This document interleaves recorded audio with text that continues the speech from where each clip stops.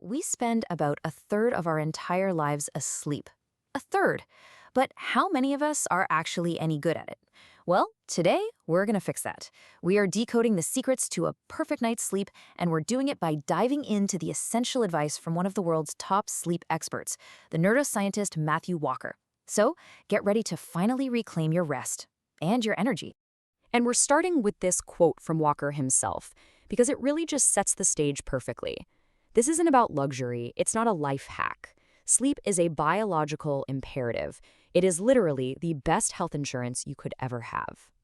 So, here's our game plan. We'll start with the huge problem, the sleep loss crisis. Then, we're going to hunt down the things that are secretly wrecking your night. After that, we'll learn how to work with our biology, not against it, build a rock-solid routine, and finally, get to the big payoff, the absolute magic of REM sleep. Okay, first up, let's zoom out and look at the big picture. This is so much bigger than just you feeling a little groggy. Matthew Walker argues that we are in the middle of a widespread societal crisis, a silent epidemic of sleep loss. And the fallout from this epidemic? It's massive. Our culture somehow decided that exhaustion is a badge of honor, that sleep is for the weak. But the biological price we pay is just devastating. We're seeing a huge spike in chronic diseases. And if you're trying to get fit, forget about it. When you're sleep deprived, the weight you lose is more likely to be lean muscle, not fat. It even hurts whole countries, costing billions in lost productivity. The bottom line is, a lack of sleep damages literally every system in your body. So, what's behind all this? Let's zoom in on two of the biggest culprits, a couple of hidden saboteurs that most of us interact with every single day. We've all been there, right? You have that 2 p.m. coffee and you think, oh, it's fine, it'll wear off. But then you're staring at the ceiling at midnight. So what's really going on here? Well, the science tells a pretty clear story. Okay, so the main player here is a chemical in your brain called adenosine. Think of it like sleep pressure. The longer you're awake, the more adenosine builds up, making you feel sleepy. Now, what caffeine does is pretty sneaky. It doesn't actually give you energy. It's a chemical imposter that rushes in and blocks the adenosine receptors. So you're not actually more awake, you've just muted the signal from your brain that's screaming, hey, I'm tired. And this quote from Walker just nails it. Caffeine is a master of disguise. It's a trick. And even if you manage to fall asleep with caffeine still in your system, the quality of that sleep is going to be terrible. You'll be robbed of the really deep restorative stages you need. And the other saboteur? Well, it's probably staring you in the face right now. The blue light from our phones, our TVs, our laptops, it's a huge problem.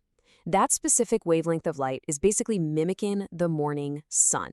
It sends a signal to your brain's master clock that says, hey, it's daytime, stay awake. And that puts the brakes on melatonin, the hormone that's supposed to signal that it's time to wind down.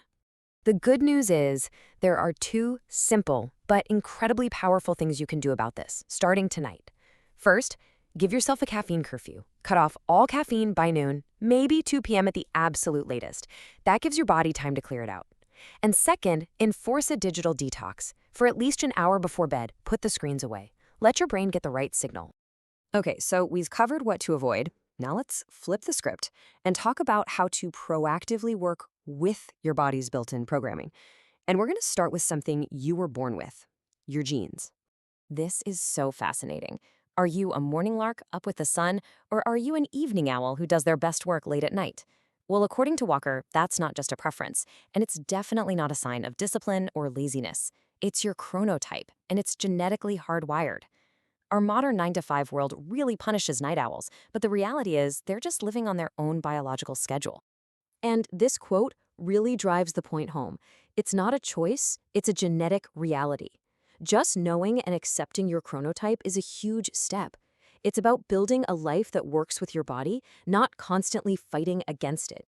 Now, here's another biological trigger that's super powerful but almost always overlooked: temperature. In order for you to fall asleep and stay asleep, your brain needs your core body temperature to drop by about 2 to 3 degrees Fahrenheit. That drop is a critical signal that tells your body it's time to power down and start repairs.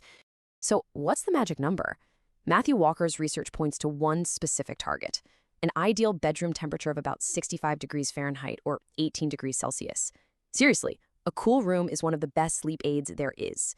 Think of your bedroom as a cool, comfortable cave. All right, we've got a handle on our biology. Now let's talk about behavior. Let's get into the nitty-gritty and look at the habits that create the absolute foundation for great sleep. And listen, if you only take one piece of advice away from this whole thing, please make it this next one. Walker stresses this over and over again as the #1 thing you can do to stabilize your sleep.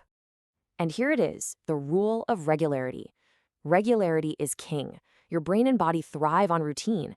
That means going to bed and waking up at the same time every single day. And yes, I'm sorry, that includes weekends. You can't really catch up on sleep. Walker says sleep isn't like a bank. Once you've lost it, you've lost it. Consistency is everything. Okay, but what about that incredibly frustrating scenario we've all experienced? You wake up, it's 2 a.m., your mind starts racing, and sleep just feels impossible. What are you supposed to do then? The most important thing is do not stay in bed. If you just lie there, tossing and turning, you are actively training your brain to associate your bed with anxiety and frustration. Instead, you're going to use the 20-minute rule. If you're still awake after about 20 minutes, get up.